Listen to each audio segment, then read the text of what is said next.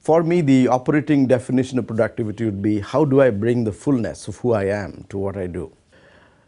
Now look at this airlines that I'm flying. The air hostess comes and says to me, "Prof, can I have your glasses?" And I tell her, "Why do you want my glasses?" She said, I want to clean it up because you can see better. Now, it's not the job of an airlines to clean my glasses. That's not her job. But the fact that she's doing it means that she's creatively producing an outcome, which is unusual, which remains in my mind. And I see this as a very productive expression of an individual that I wasn't expecting. So what I would say is my operating definition of productivity can be simplified further. I would say productivity, small p, would be large potential, capital P, minus the mind's interference. Now, this interference often comes from the organization itself, the organization structures, the rules, regulations, procedures, and you name it. And it is internalized by the follower, the employee, sometimes the leader, and that internalization means that I can't do this, I can't do that, I should follow this, I should follow that. And in that process, what happens, that a human being who is limitless, who is illimitable, who is infinite in his or her capacity, becomes limited.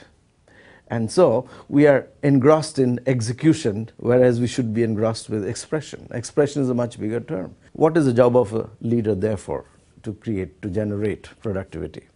The job of the leader is to minimize interference, simplify rules, amplify contribution, amplify potential. That's the job of a leader.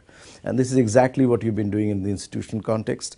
Wherever there's an interference, there is a demotivator, we go and remove those demotivators, because inherently people are inspired. They may not be motivated, they are inherently inspired. And that inspiration translates as motivation. We are essentially talking about creating a huge aspiration in our school for my faculty, for my student, for my staff, and then I want to get out of the way because they want to creatively produce a value that they wouldn't if I sat on their head and dictated every small thing.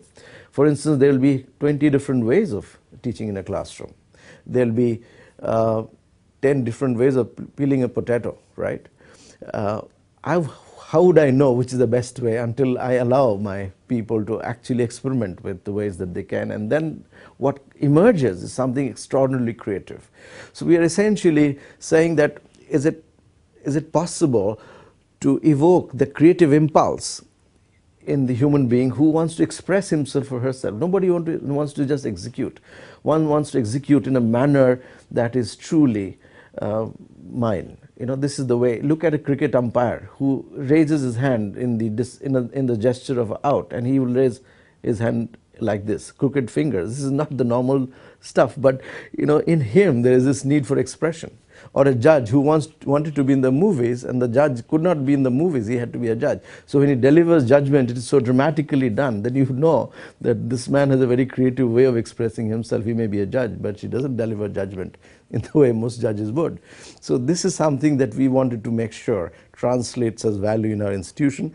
We wanted to look at productivity as minimization of those interferences that often come from organizational structures, from rules, from procedures, from things that we impose unnecessarily. So the one-line thing that we did there was essentially simplify rules and amplify productivity.